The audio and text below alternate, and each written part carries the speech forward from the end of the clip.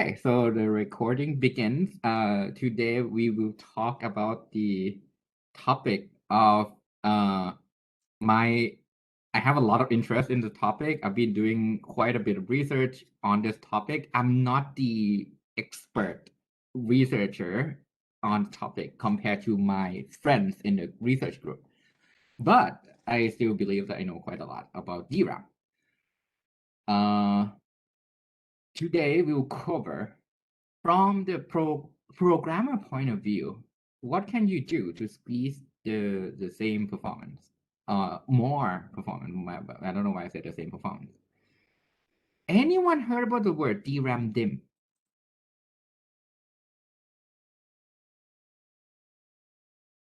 So how do you count the unit of DRAM when you buy a DRAM? How do you call it?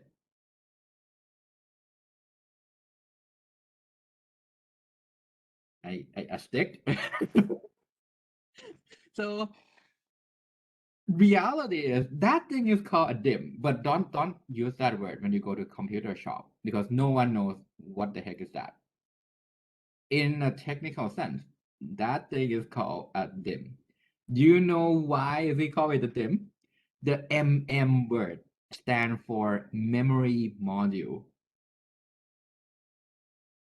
DI stands for dual inline memory module. So basically, it's a memory module that consists of DRAM. That's why we call it a DIMM, right? So that stick that you buy is actually one DRAM DIMM. Yes, that's a good observation. You see the chip and it has two sides, right? It's that green thing that has the black chip on it. Anyone want to take a guess where's your data store?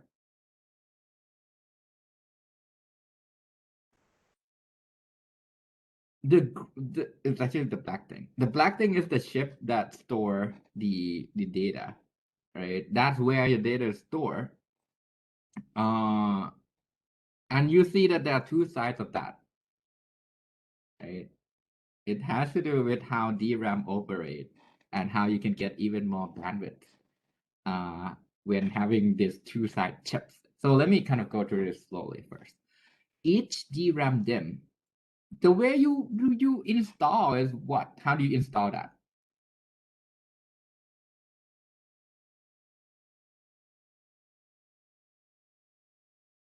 Wait, what is M&M? I'm so confused about what's happening on the chat.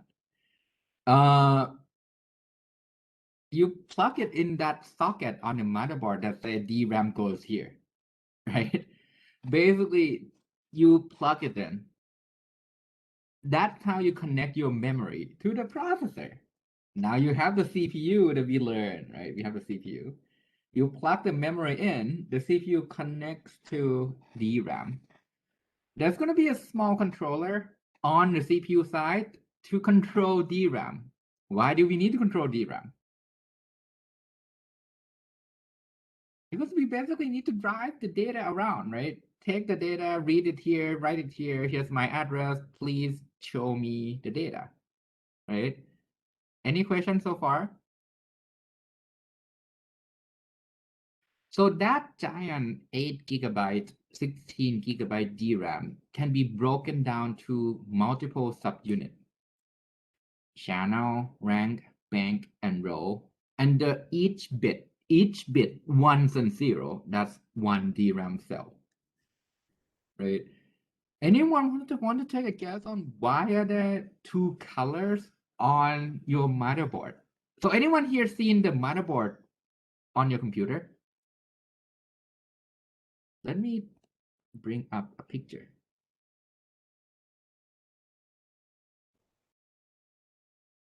Next time I should have that on the slides.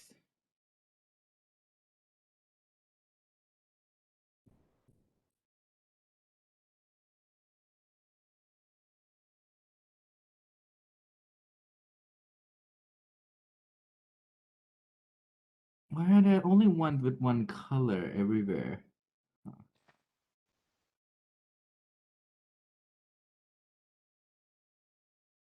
I think this one could work. Do you see that there's a blue and a yellow thing?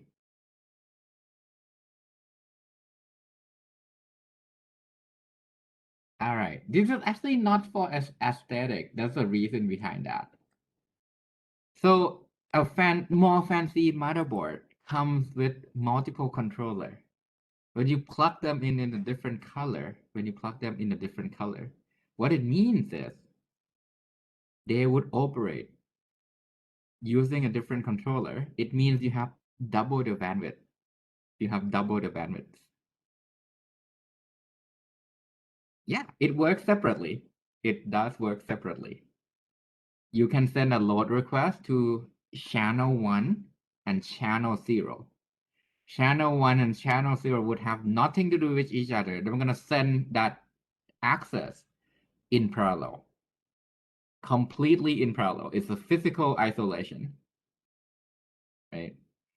DRAM that go into that first color, you see blue and yellow, right? The blue color would operate in parallel with the yellow color.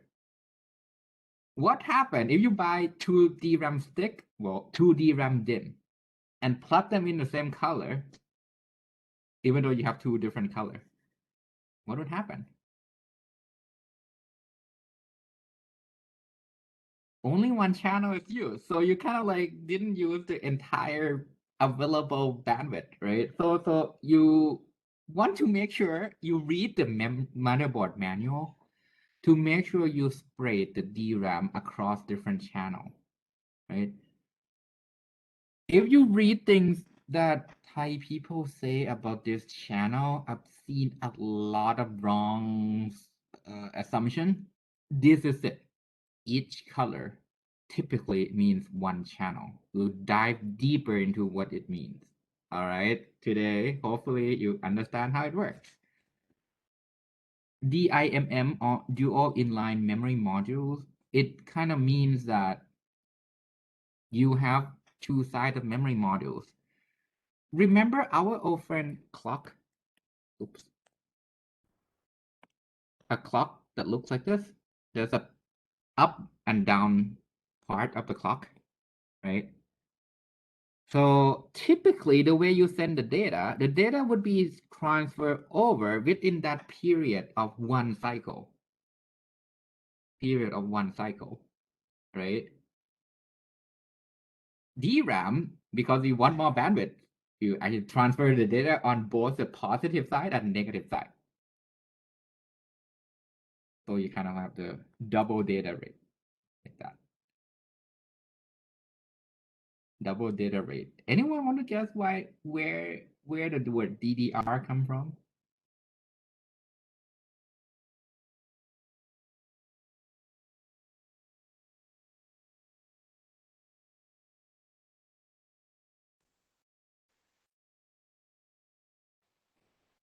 Yeah, it's coming from double data rate. I'm trying to kind of see if there's if the Wikipedia article is good at explaining this.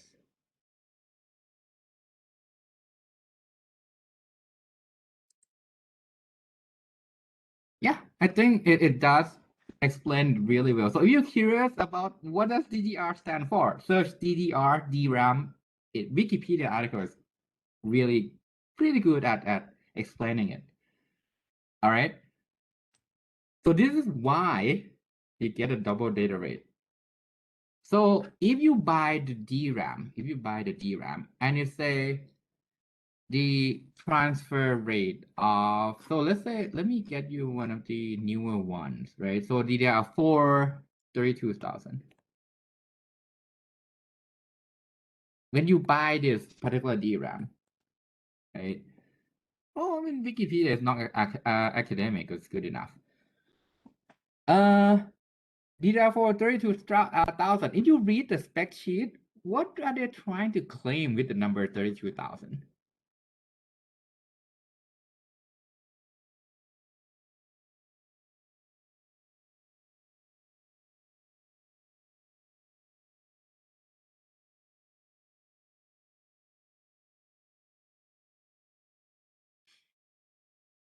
It's actually the speed, the transfer rate. But because we have dual data rate, what is the clock speed?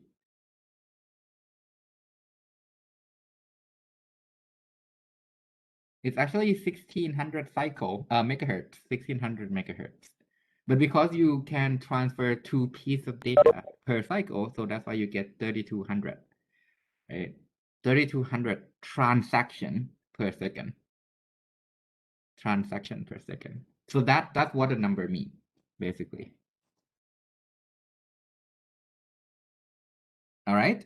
So with me so far, before I go dive deeper into DRAM or the concept of memory level parallelism, anyone heard about memory level parallelism before? But you heard about parallelism, right? Multi-threading. Okay. So because memory takes a long time to access, let's say we have multi-threading. Can we issue multiple requests in parallel? It can be multiple core, right? Let's say we have a machine with 8-core processor. Can I have 8 different requests coming from 8 different applications at any given time? The answer is yes, right? You want that, actually. You want them to be able to be serviced at the same time. In a modern day CPU, it's actually much higher than this. There's a way that hardware is being organized on the CPU side to make sure you can issue multiple requests at once. Right? You would issue multiple requests at once. Anyone want to say, I guess, why is that a good thing?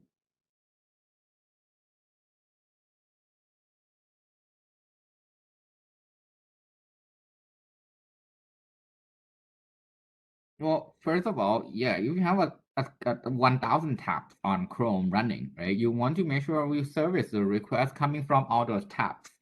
Otherwise, one of them would freeze, right? One of them would freeze and say, hey, I'm not making progress. Uh, the other benefit typically is because load takes a long time. Load takes a long time. So you want to be able to do all these load together, right? To amortize the cost, to make sure that one load can resolve into multiple loads. You want to make sure this is not really impacting the performance as much as possible. And the DRAM structure is actually designed to provide this. Why is that the case? Because it's so hard to make DRAM fast.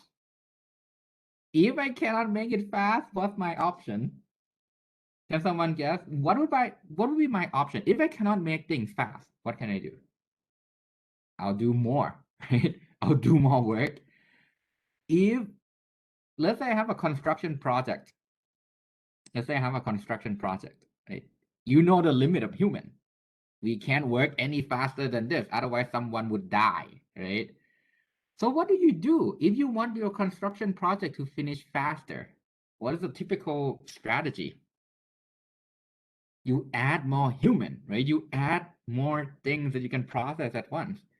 Same high level idea here. You know that one load takes a long time. You want to finish the program. You want to finish the program. And let's say your program has 1000 load, right? Let's say your program has 1000 load. Eventually you need to finish them all, right? And you know that each of the load takes a long time. So why don't you do 50 of them at the same time, right? 50 of them at the same time. So this is why we care about bandwidth. So here's the high level overview, right? High level overview of PROG. High level overview of DRAM. So let's say you buy a motherboard and you got 2 of those DRAM stick, right? You have the CPU, and hopefully you plug it in the right places, right? So this is what happened. You're gonna have the channel 0 and channel 1 where data can go around separately, right? This is much better than plugging both DRAM onto the same color. Okay, if I do this, what happened? If I do this, what would happen? It's not exactly going to be that much slower, but you will have this wasted physical port that can connect to your DRAM. So it means the data are being shared, right? Everything is sharing this channel, right? So access to both of your DRAM DIMM. By the end of this class, I'll make sure you change the word stick to a DIMM. But once when you have to access both of the DIMMs, they will share the same bus for channel 1. Analogy. I love using analogy for hardware. Is it better to have 2 buses or versus 1 bus to transport people? So that's another great question on the chat. But let me hear from you first. Let's say I need to transport people on the street that I live on. Do you want 1 bus or 2 buses? Which one get better throughput? This is not a trick question, but 2 buses is better, right? Same here, same exact reason. Want both buses. So there's another question on the chat that say, hey, what is it? Can the data from the same program be mapped to both channel? This is where virtual memory is combined with this part. OS has this control, so yes, you can do it. We will talk about memory mapping in a bit, right? But you can map these data onto different DRAM to get the most out of your DRAM, right? So hopefully now you start to get interested. Things start to get interesting, but not yet, not yet. Let's zoom in, right? So when you buy DRAM, this is what you're gonna get: the green thing on the front side and the back side. These are the same DIMM. These are same DIMM, but you have the front side and the back side. So what are you gonna see on there? What's the obvious thing that you see? You see that black chip, right? On both sides, right? As I said, this is where you store data. This is where you store data. The front side, we call this rank 0. The back side, we call it rank 1. What is so this is again military term. What does rank mean?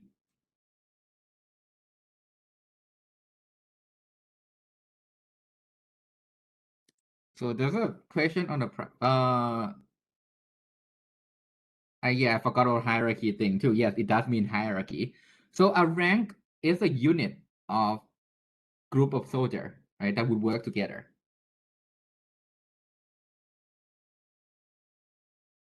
It's basically a collection of soldiers that would operate together to do certain tasks. Yes, a legion, things like that. It's the same meaning, right? So if you have 2 ranks, it means that they can operate together. It's a platoon, yes, right? Think of it as a platoon, both front side and the back side. You can access the front side and the back side. That's where you service the data. Right? So let's zoom in on the ship. So let's now zoom in on the ship. With me so far, now we are going to zoom it in on just that one ship. That one ship. Inside the ship,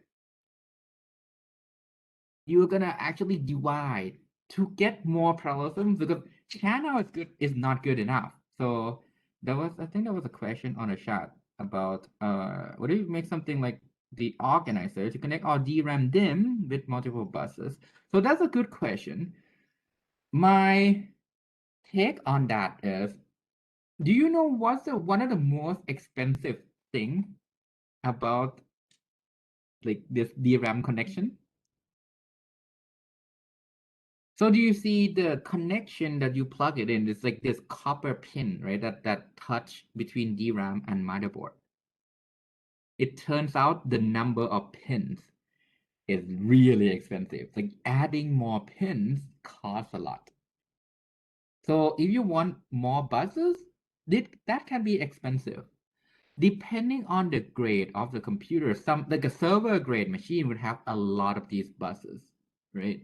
Your desktop is likely to have 1 or 2 channels, likely 1 or 2 channels. 4 would be a really fancy one, right? So this thing costs quite a bit. That's a great question nonetheless, because that's the obvious thing that, hey, why don't we do this? Again, when we design hardware, we also need to think about the cost, right? We need to make it cheap. So, okay, let's come back to our topic of let's zoom DRAM chip. We want even more parallelism. We don't want to be ended up with 2 channels and that's it, right? It's not bad. The idea is, well, within the same channel, can I ensure that I can handle, say, 8 different loads? The answer is yes. Inside a channel, you subdivide DRAM more. There's also more things. It actually consists of multiple banks depending on the generation of DRAM. So this is another big way to determine what's the bus and how much data you can transfer over. But each of these banks work as its own unit. They would work independently.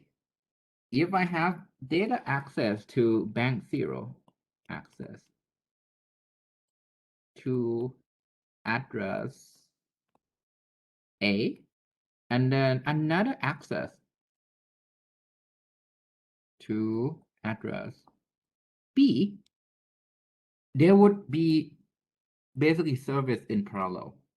They would work and get service in parallel. The only time that you have to queue up is, let's say bank 0 has access to address A and then C and then E. It means you have to do one after another. In this case, you can service, so in terms of time, right?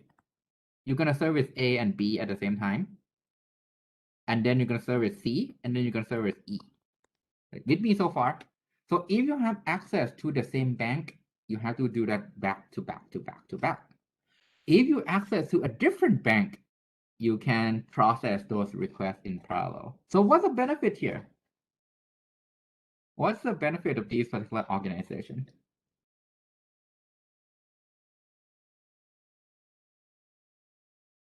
More access can happen at once, which means your program would be even faster, right? Again, let's say your program has 1,000 loads.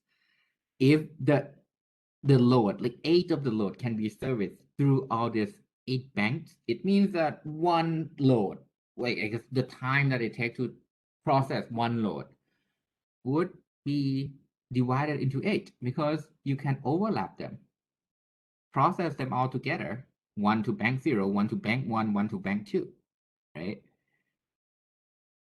And in the chip, you see that if you look at DRAM again, there are multiple chips, right? There are multiple chips, and each of these chips would have its own bank, right? Like this. But this whole thing is connected to a motherboard, right?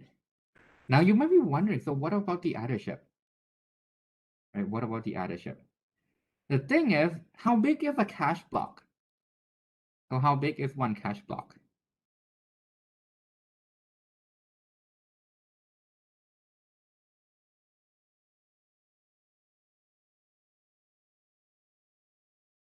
Oh, okay, that's a great question. So there's a question on the chat that say, in this example, right, A and B can be serviced in parallel. Why can't I service C and E in parallel as well? The answer is these 3 requests want to get its data in bank 0, right? The problem is bank 0 is the smallest unit where you can service things in parallel. So in that case, think of this bank as a checkout line at Big C, Macro, and Lotus, right?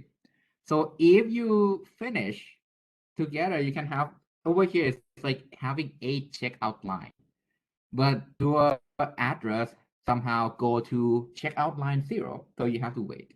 So basically that explains why, right? And obviously having more checkout line is going to be better than having, say, one checkout line, right? So that's one thing that you can do. All right, so go back to our question. How big is a cache block typically? So let's say 64 bytes. Okay, that's a typical size of a cache block. 64 bytes. I have 8 chips, right? do I need to actually have a bus as wide as 64 bytes? Or how about this? Each chip would transfer 8 bytes, and together there are 8 of them. Each one of them would transfer the 8 bytes inside that cache block. So this is 8 bytes. This is 8 bytes. Right? So this, when you combine them, how big is that? What is 8 multiplied by 8? 64, right? So this is why we call it a rank, because those 8 chips would work together to transfer the whole 64-byte cache block. So with this, right, basically with this, we have a way to get one cache block per request. With one request, say, hey, I want that address, you get the entire cache block. The cache block gets, once the cache block arrives at the CPU, what happened? So in this particular example, each chip would send 8 bytes. Again, design decision is really common to have 8 bytes per chip. But because things change all the time with technology, we might change that number in the future. Who knows? Currently, it's 8 bytes. And each of these chips would work together to send the cache block, right? So once the CPU has a cache block, what do we do? What do we do in our lab in system skill, the last assignment?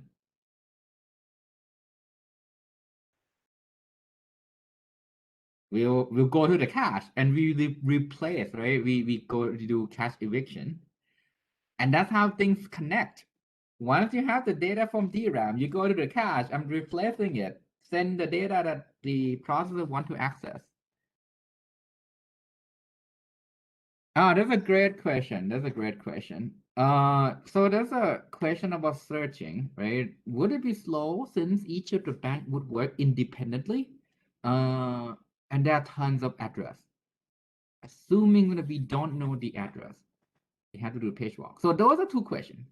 First of all, the address that come in here, is that physical or virtual?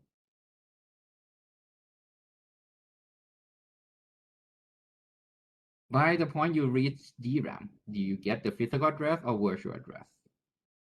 It's a physical address, right? So page walk at this point have nothing to do with DRAM because now we know the physical address. All right, so now we know the address. What DRAM do is it would actually peek into the address and it know exactly what row inside DRAM that you want to access. So the wiring of DRAM would be done in a way that this is fast. All right, so hopefully that answers your question because we're not gonna go dive too deep into that. It basically look at your address and it would know exactly where your data is located. Maybe it's right here, or maybe it's right here. It would know by looking at your address. It know exactly where to go to through the wiring, right? Okay, so let's talk about each of these components separately. DRAM channel, right? Each channel is physically connected to the processor. So they have its own data, command, and address bus. One channel is physically independent. They would be able to send, I want this address. I want this address. I want this address. Here's your data. Here's your data. So it's all separate. Each channel has its own memory controller. We'll talk about memory controller a little bit after we talk about how DRAM is organized. Think of it as that controller that sends, I want that address. I want that address. Oh, I got my data back. Here's your data. It's like the middleman between the CPU and DRAM, right? Think of the memory controller as the middleman between the CPU that knows, I want this address. And DRAM say, okay, you want this address? Here's your data. Memory controller would send the command to DRAM saying, do this, do that, do this, do that, in order to retrieve the data, right? And the goal typically is you can provide memory level parallelisms, right? Imagine this. let's talk about memory control a little bit. Imagine this checkout line example at Big C, right? At Big C. What typically would happen if it's flooded with people?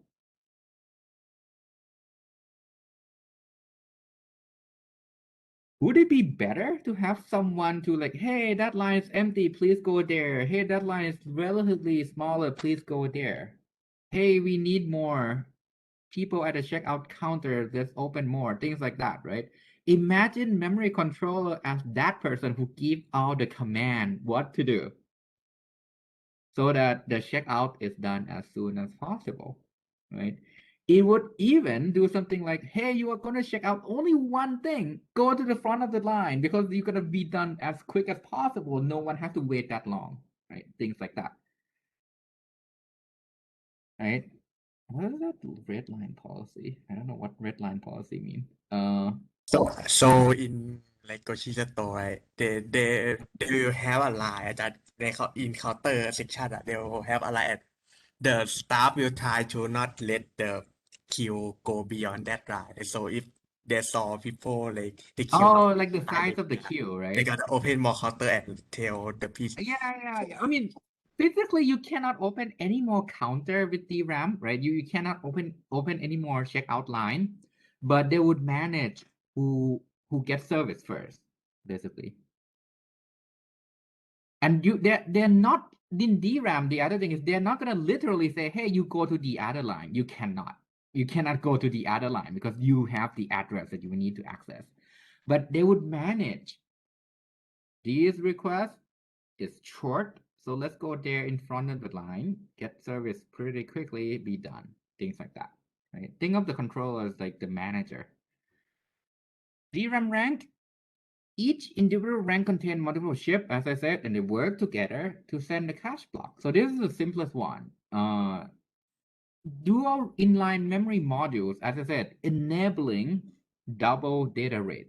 You send data on both clock edge, so that's why you get double data rate, right? DRAM bank, each DRAM chip, data are distributed across DRAM bank. Right? They transfer the data in parallel, which enable memory level parallelism. And this is share. The thing is, the difference between my bad, DRAM bank and DRAM channel is this. DRAM channel has its own data bus, command bus, and the one for the address. DRAM bank has to share the command bus. So you have to send the command saying, go to bank 1, go to bank 2, go to bank 3, one after another. So it would take a little bit more time. And controller, again, is responsible to send out these commands. So we will start to talk about controller. All right, with me so far. Any questions so far?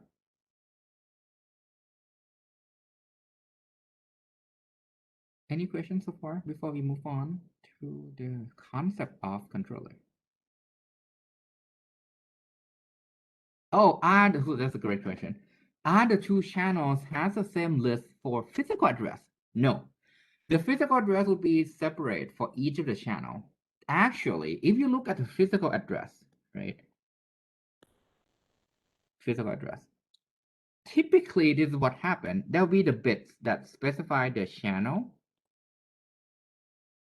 specify the bank, so that you know which bank are you going to and which channel inside the physical address. Right? So hopefully that answers your question. You specify that mapping. Again, this is where the OS has control, right? It has control over where do we want to map the data. And so with this, you have some control over, okay, this address should go to channel 1, this address should go to channel 0. All right? Okay, so let's talk about memory controller, right? And the concept of bank level parallelism. It basically means that I want my address to go to all the banks, which hopefully is faster, right? Scheduling memory access across multiple banks give you more throughput. It's faster. So if I ask you to program certain code,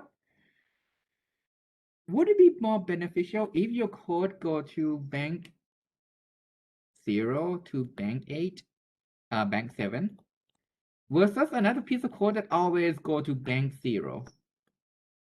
Which one would be faster? The way you access the memory.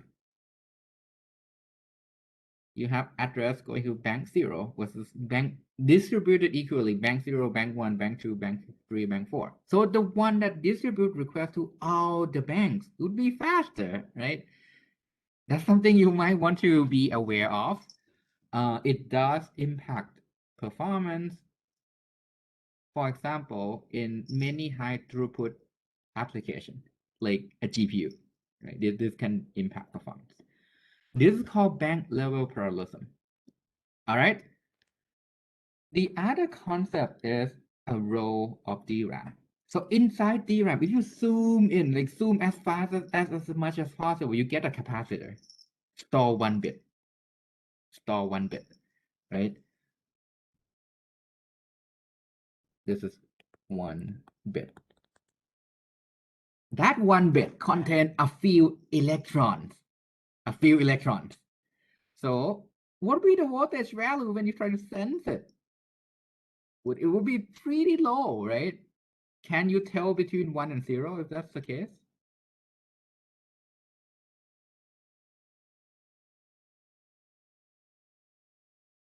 It'd be hard, right? So, okay, so let me have another analogy. Let's say you're trying to listen to a music and the volume is so low. What do you do?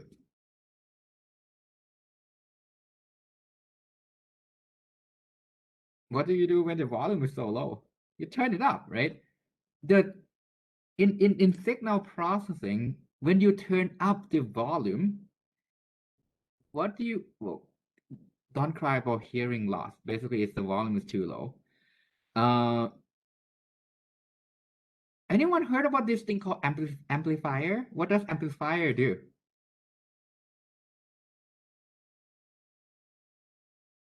Make it louder, right? Make it louder without hopefully not lost in signal. The quality should hopefully the voice and everything, the instrument should feel the same.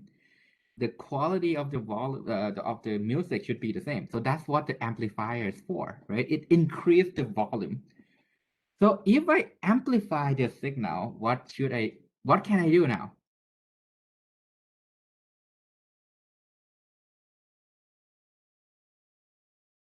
So I said, hey, I can't yeah, you can hear the music. In this case, you can now see the data, right? So in DRAM, you can't directly go to the cell and say, hey, I want to read it.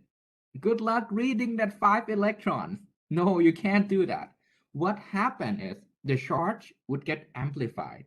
It would first get amplified so you can read it.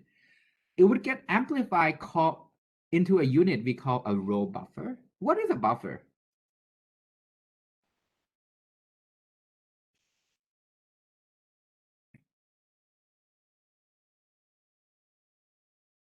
This is a temp storage, right? So this is typically 2 to 4 kilobytes of data across all the banks, right? It is a unit of storage that store what are you trying to read from?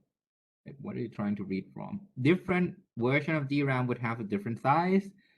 If you go look at the white paper that specified, hey, this is specification of this particular model of DRAM, it can change depending on how they organize the DRAM, but the goal is to amplify the signal.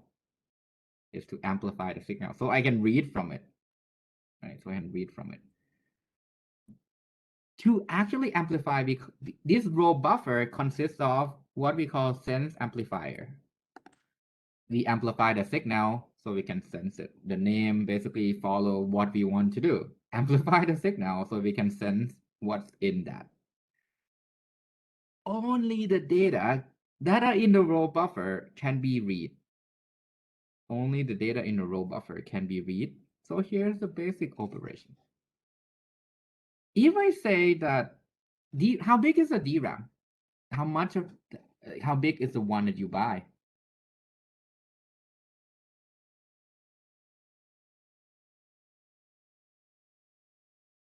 Say 8 gigabytes, right? So and just that one row buffer is 1 kilobyte or 2 kilobytes. What do I do when I want to access my data? I only have that buffer to store 1 to 2 kilobytes, right? So what do I do?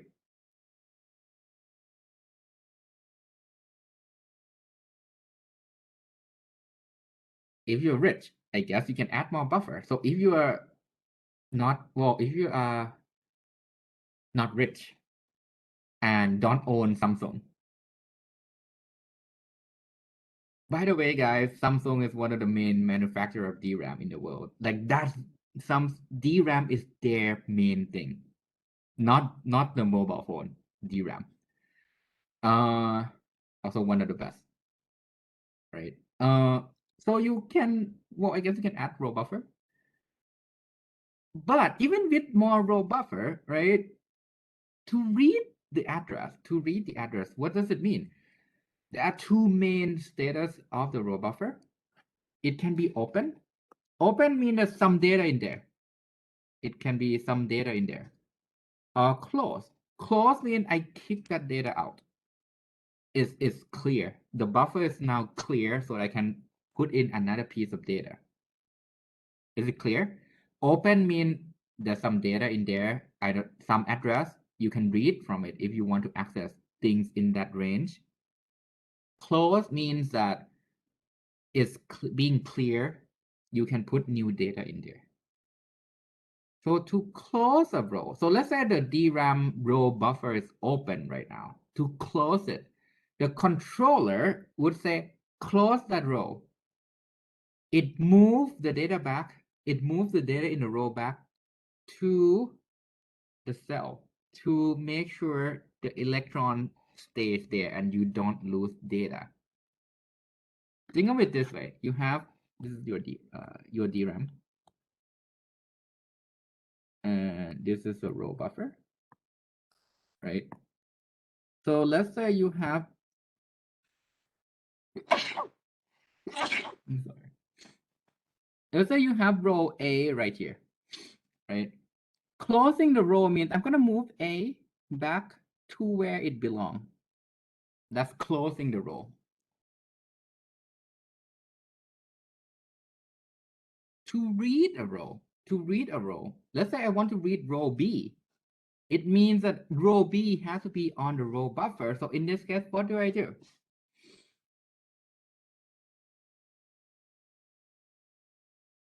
So let's say I want to read row B, which is right here. What do I do to actually read row B? It has to be on the row buffer. So what's the first thing I have to do?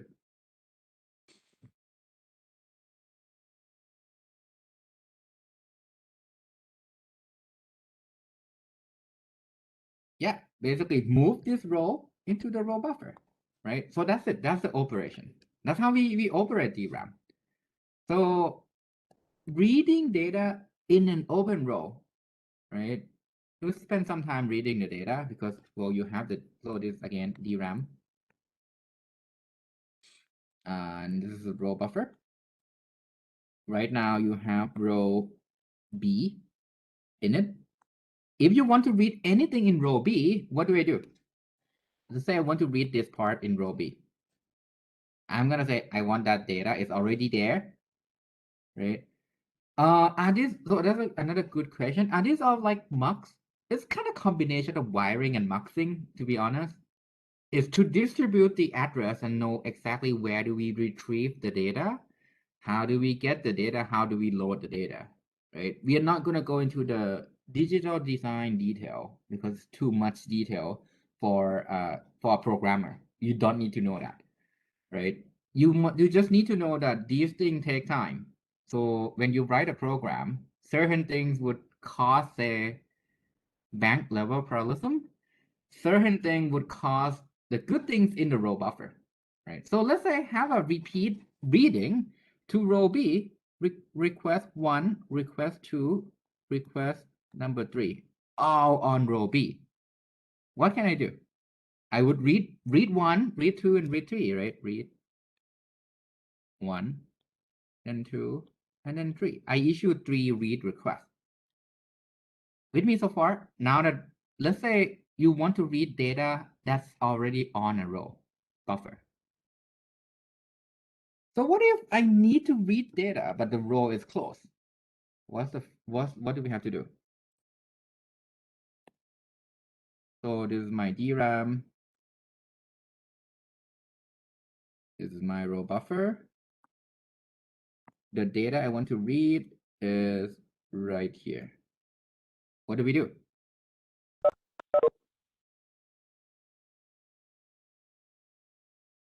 So what's the first step? You open the row, right? By putting B in here. So what's the next step? Read into that catch block, right? So my third question, what if you need to read the data, but the row is open for a different piece of data? So this is what the scenario means, right? This is what the scenario means. This is your DRAM.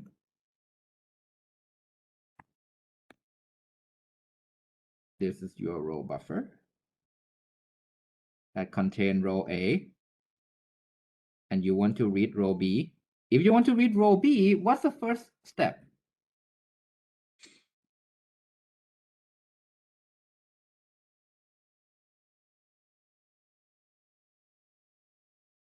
You put A back to here, right? So we close row A. What's the second step? So there's the first step. Yes, we bring row B in. Open row B. And what's the third step? Read from the row buffer. All right. So from this example, let's say you have 10 load requests, right? Let's say you have 10 loads. What do you want to do? Let's assume all of them go to the same bank. What do you want to do to make sure this is as fast as possible?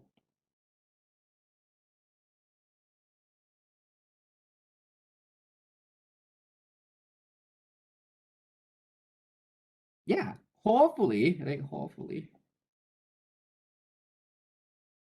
they all to the same row. This is what you can do in the program, right?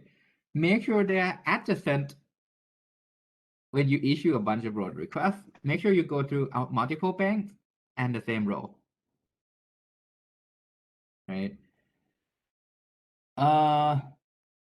Quick note that is somehow now behind the things that I say here. If you have if you have to switch between reading and writing, more time, writing back to reading, more time. So there are things that you have to actually enforce to make sure it's correct, right?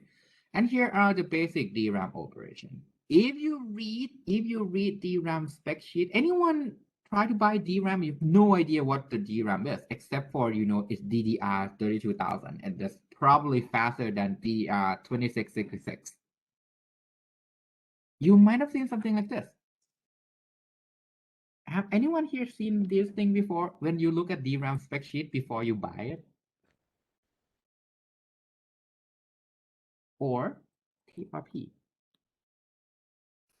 or TRS? If you haven't seen it, let me open up. I think Advice might have that number. So give me a minute.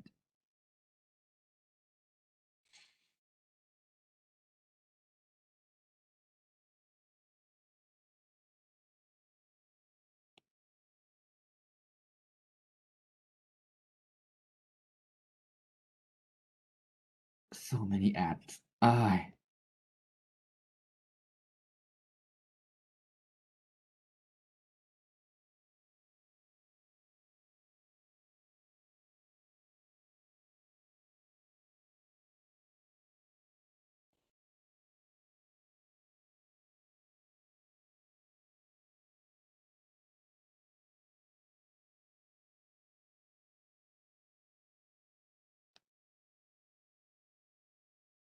See this part?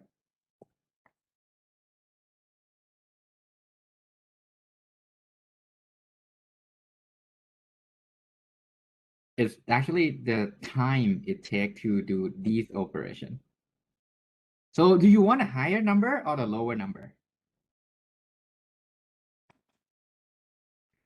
Lower, right? So these things impact performance. So if you open up the spec sheet, when you see TRCD or TCAS, it means the time it takes to read and read to row buffer. I now have things in the row buffer. This is the time it takes to read them. TRP is called pre-charge. This is basically to move things in the row buffer back to DRAM. This is when I want to read B, but A is in the row buffer. This is the time it takes for A to move back to DRAM. Activate is when I bring the row in. So pre-charge is when I need to close the row. Activate is when I need to open the row with my target address. All right. So when you buy DRAM, now you understand what it means. All right. Any questions?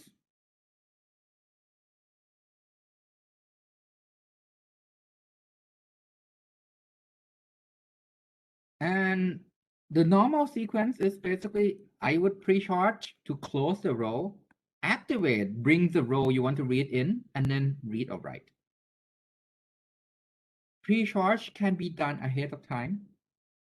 Basically, it means that if the row is open with some data, and you know that you don't need that row anymore, you can close it ahead of time. You can close it ahead of time. This is done in hardware. This is all done in hardware. The key here is essentially you now know how to read the DRAM specs and what they mean. All right. And here are the operations that I borrow a figure from my friend's paper.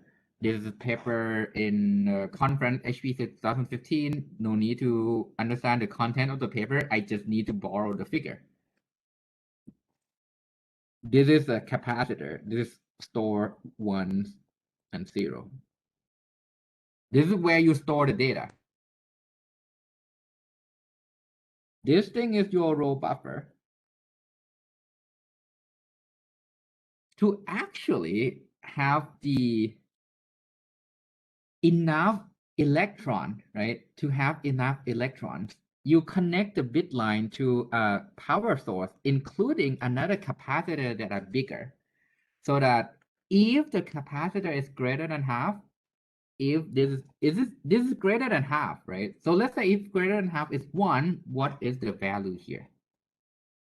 If I say if I have enough greater than half the voltage level, it means it's a 1. So the value here is 1, right? True, 1. Yes, both of them are the same.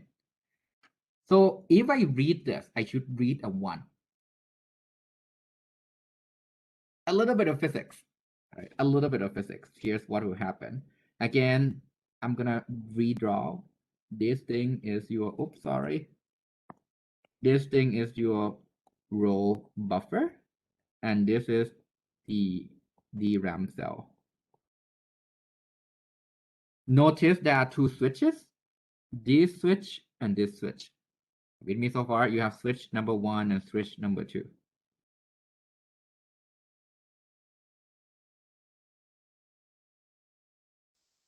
If you want to pre-charge, if you want to activate, what does activate do? It put the data into the row buffer, right? It put the data in the row buffer. So I connect the switch, I still have this open. What does this do? To the two capacitor, I connect them together.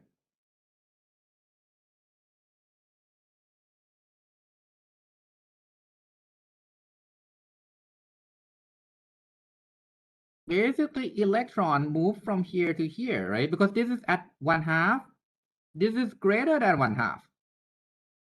The voltage value that greater than 1/2 in one capacitor would move into the other one, right? This way, the voltage of this part and this part is equal.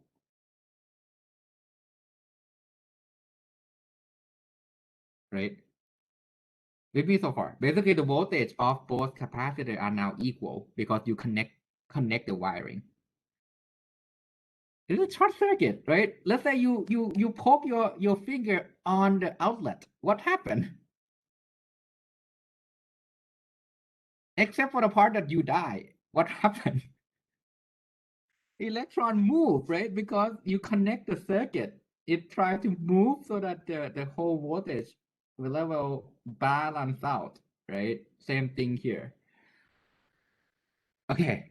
Before I murder physics even further, and I'm sure Ajahn Piti would murder me. Murder physics. So this is at half of the voltage. This is greater than half of the voltage. What can I guarantee about the voltage level here? Is this greater than half? Or it's going to be lower than half?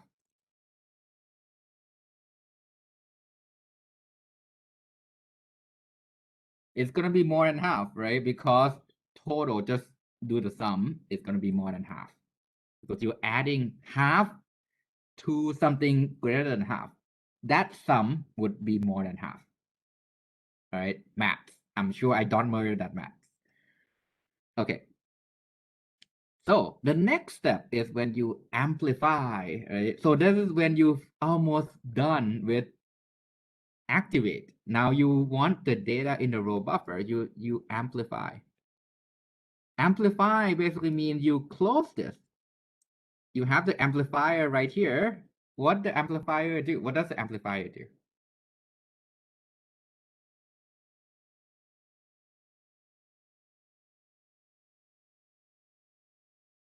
It increased the electron, right? Basically, electron would flow in here, flow in here. So what would happen? First of all, you can read now. You can read.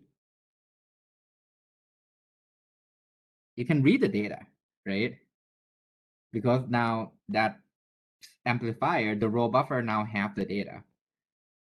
And then it's gonna also fill up this thing, right?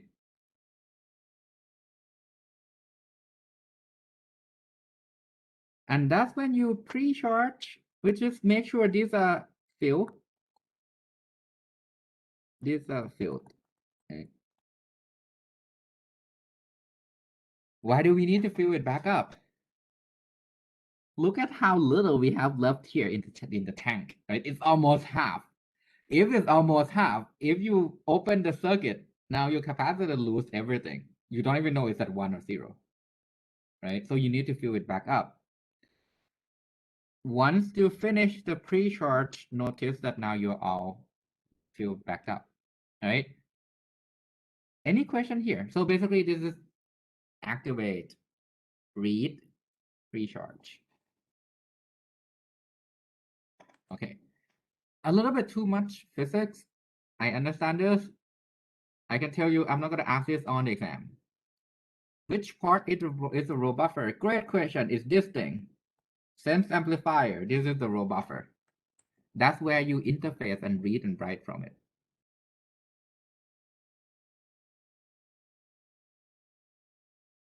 Okay, another great question. What if the cell is 0? Right? What if the cell is 0?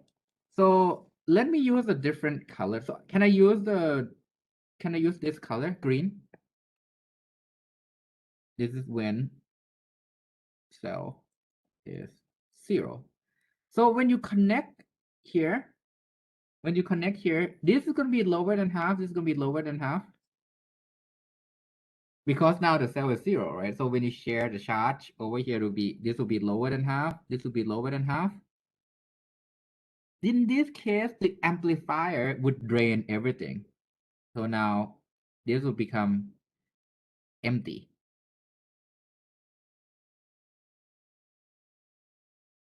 So when the cell is 0, you amplify the emptiness of the cell. Everything would now go out of the cell when you connect the sense amplifier.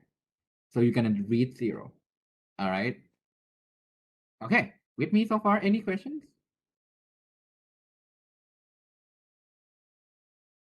Yes, exactly. In that case, the sense amplifier kind of like help to suck out everything.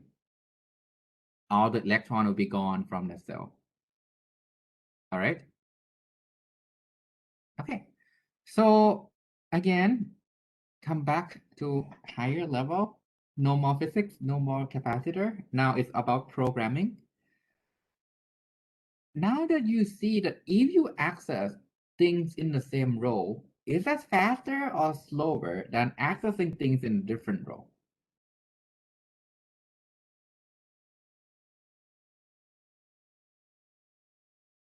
Again, the question is, if I have a lot of access to the same row, is that better than a lot of access to a different row? It's going to be faster, right? It's going to be faster if you go to the same row. This is called row buffer locality. So accessing the data in the open row is faster. Accessing data in a different row is slower. And you want to maximize the access in the same row, right? This is called row buffer locality. So if you look at memory scheduler, the task is to maximize requests that go to all the bank as much as possible. Maximize row buffer locality. Row buffer locality. Why? This is basically what happened in.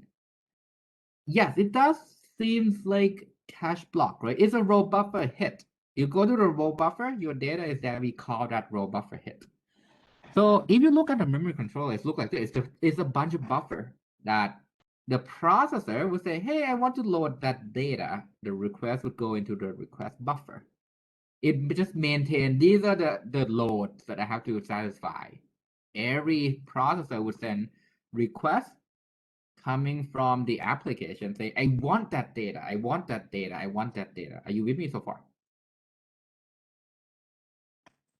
The scheduler task is to pick one of those, send them to DRAM.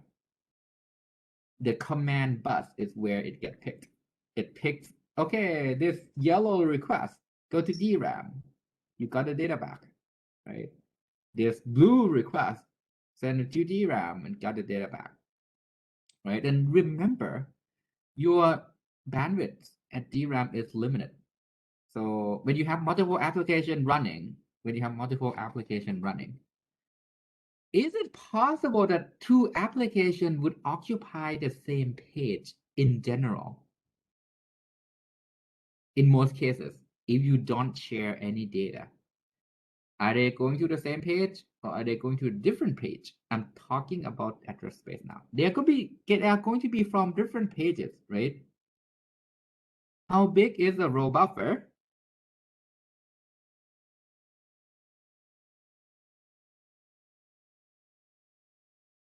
Yeah, roughly a page, right? So if I have 10 accesses from 10 applications, will I get a row buffer hit? Each application send one access. You're not likely to have a row buffer hit, right? Because application 1 would come in, I'm going to kick whatever is in that row out. And application 2 comes in and kick that data out as well, right? Over and over and over and over again.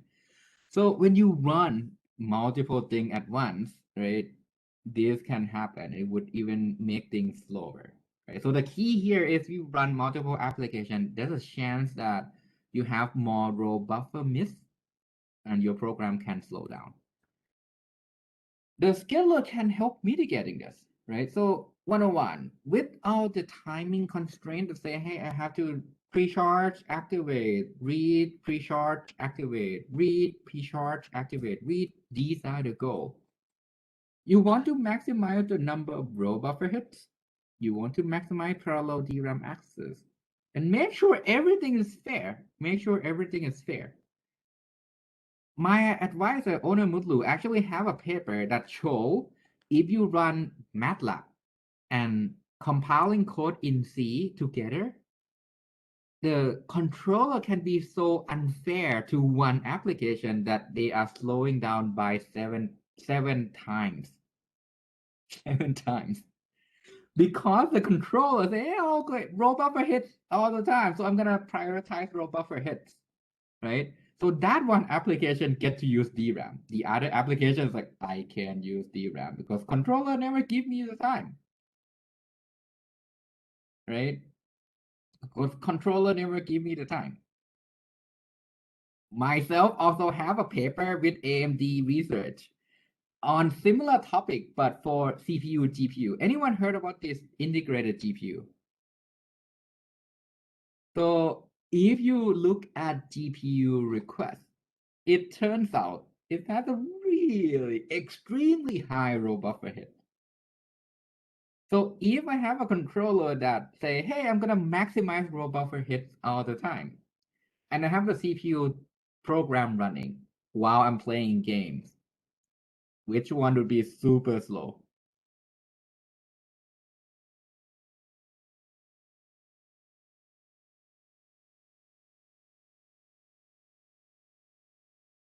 So GPU is having a really, really good time with DRAM, right? High row buffer hit rate. I'm gonna get scheduled all the time. CPU application never gets service. Like, I'm drained here. I look at DRAM and DRAM will say, hey, GPU requests come in, right? So basically, that's unfair. We call this unfairness, where we want to make sure every application progress and make sure they make progress is not like we want to make sure it's not like one application is slowing down by 10 times while the other is like, yeah, I'm still the same. That's not fair. So this is another task of the scheduler, right? Exactly. So the comment on the chat is that slow because in that case, CPU's DRAM requests are not being processed. Yes, because the controller say, hey, I'm gonna prioritize anything that's gonna give me row buffer hits. Turns out the GPU request give me tons of row buffer hits. So I'm gonna prioritize that, right?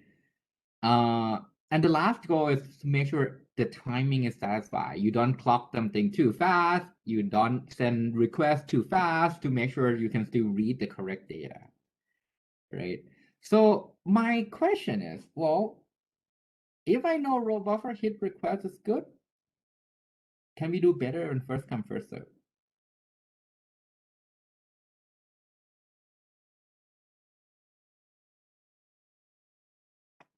This is an open-end question that I want to kind of poke you around and see if you can come up with different designs. So can I do better than just if you come first, you get service first?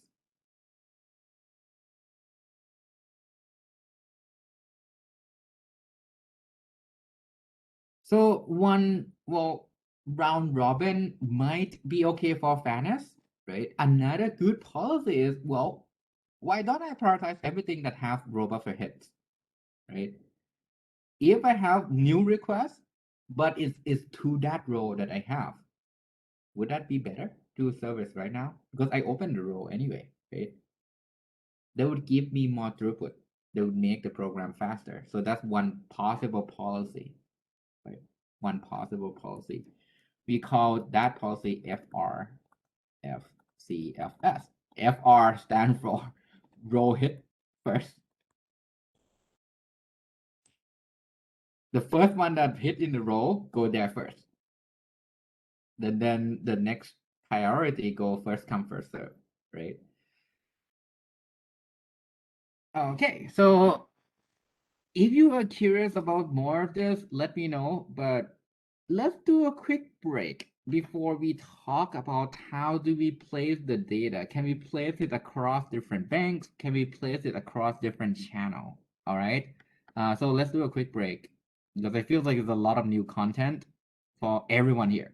So let's do 5 minutes break. I'll be back at 3:35. Is that okay? Okay. So see you all in 5 minutes. I'm gonna pause this first. Go. Okay, so let's resume our discussion and let's talk about memory mapping. So we have been wondering, actually, it's from the chat, right? That a lot of people ask, like, okay, then we can place things across DRAM. Now we know there's a bank, there's a concept of channel, right? So it's a good idea to do what? Generally.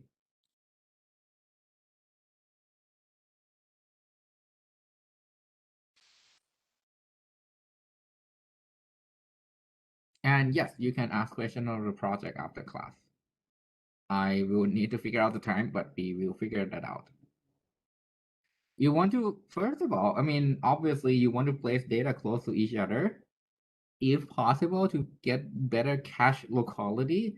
But if you know the concept of the bank and channel, you want to place it across the bank and channel, right? If you look at data in a page granularity, like look at each page, you might want to map different pages across different channel, right? It would make sense because you would then get to access them in parallel. If you somehow know that page 1, page 2 would be accessed in parallel or accessed close to each other in time, put them on different channel, right? It should be faster. So data can reside in one of the channel, rank, and bank. And basically there has to be a systematic way to store where they are located in the DRAM structure based on the physical address, right? So this is called memory mapping. And the reason why you might want to care is the OS. The OS does have control at the minimum with the mapping between your data and the channel, right? But let's think about the trade-off of different mapping. You can interleave data in certain way to increase requests going to DRAM, the parallelism of requests going to DRAM. Because the way you write program, how many of you write program in a loop for blah blah, then A of I equal B of I plus C of I?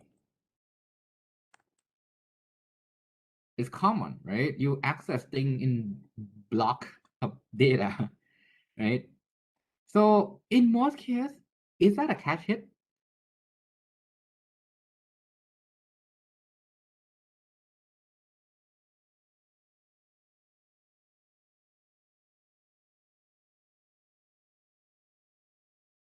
So I'm gonna stream over. Yeah, hopefully it's gonna be a lot of cache hits, right? But what would happen in the next cache miss? So we're gonna have cache block 1, right? And then cache block 2, and then cache block 3, right? So what if I say this? Cache block 1, go to bank 0. This go to bank 1. This go to bank 2. What does this do to your program?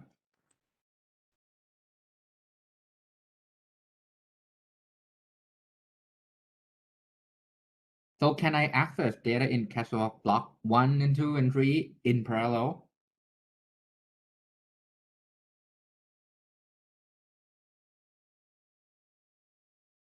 Right?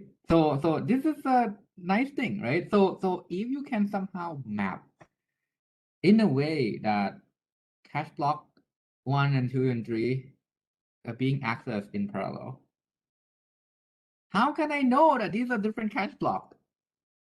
You use the physical address, right? You use the physical address.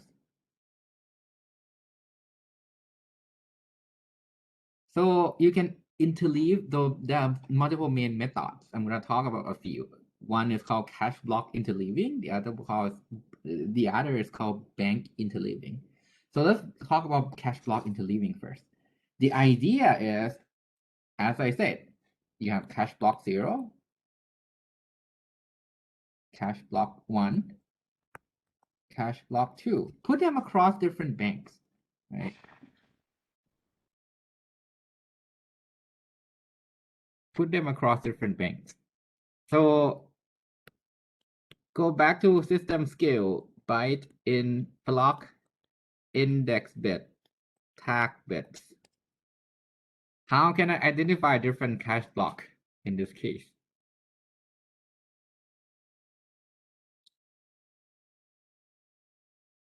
No, that's within the cache block. It's the next bit, right? This index bit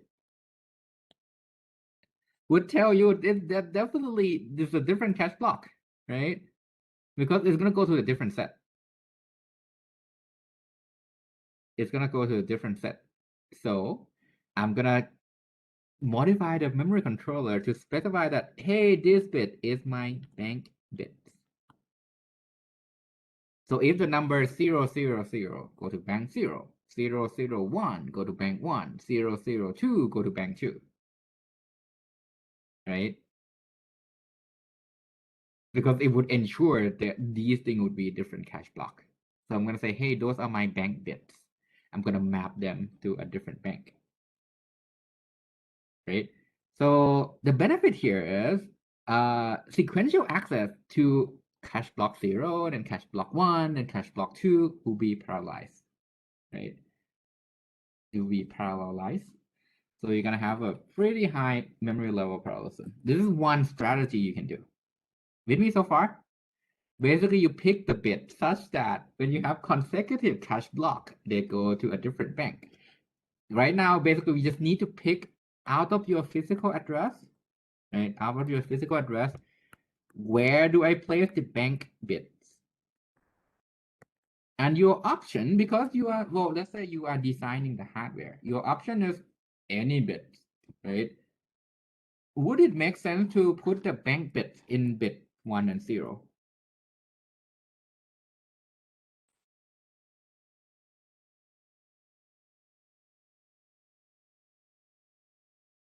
No, why? What would happen if I access the same thing, but different bits? It's going to the same cache block, right? It's going to access the same cache block. What is that?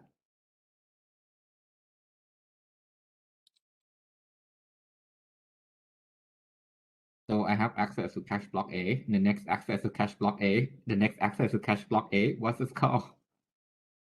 In the cache.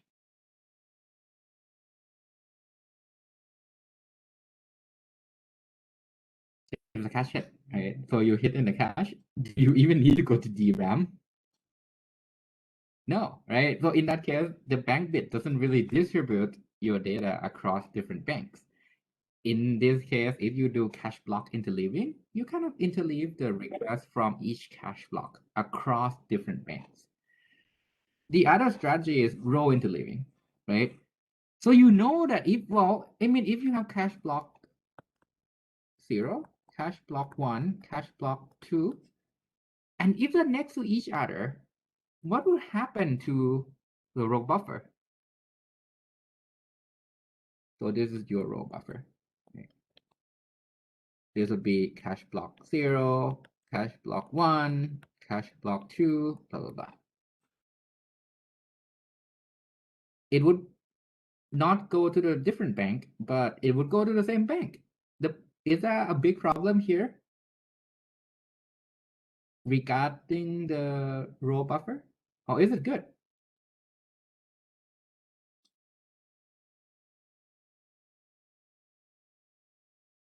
I mean, it's not too bad, right? You don't have bank level parallelism yet, but these things go to the same row, right? Typically, remember in our system skill class, whenever I talk about DRAM, remember the range of time it takes?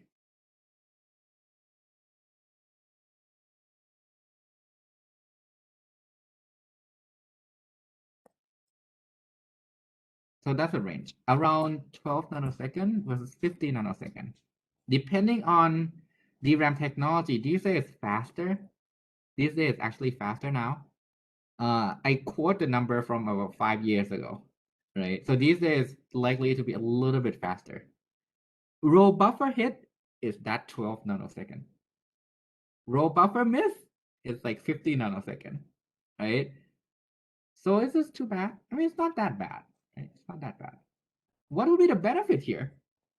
Well, you know that if you're gonna access cache block 0, 1, and 2, well, they're gonna hit in the row buffer. So that's good.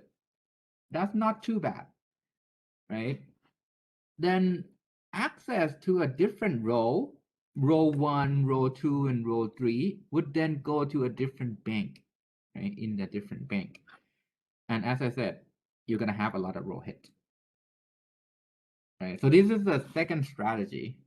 And as a hardware designer, we can pick, right? What else can we do? What else can we do? So technically, again, you can place the bits anywhere, right? You can physically partition DRAM by the OS, because you have a control over, the virtual address to physical address, right? So what does it mean? It means that the OS gets to pick the physical address, right? The OS basically get to pick the physical address for the virtual address because OS is the one doing that mapping, right? So it means that if I can control the physical address, the OS can, for example, share banks across application or across pages in the same application. It can manually assign the channel to different pages, right? So that way you can perform different techniques to map the data. This is answering the question at the beginning of the lecture. Say, hey, then in that case, do we have a choice of where do you want to map the data? Right? Because this hopefully answer that question. OS has some control. You can actually control where the data will be located in order to get more bank level parallelism, in order to get more channel level parallelism, right?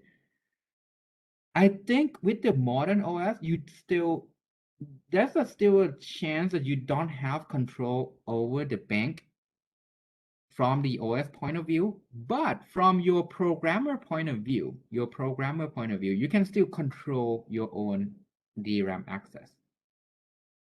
Depending on how you write the program, it can access things in the same bank or across different banks. All right. So that's kind of like the last message I want today. And on next Tuesday, we will continue a little bit on a couple of topics that I want to cover. So let me pause the recording before I go through some of these topics because we're gonna cover it next week anyway. Here, stop.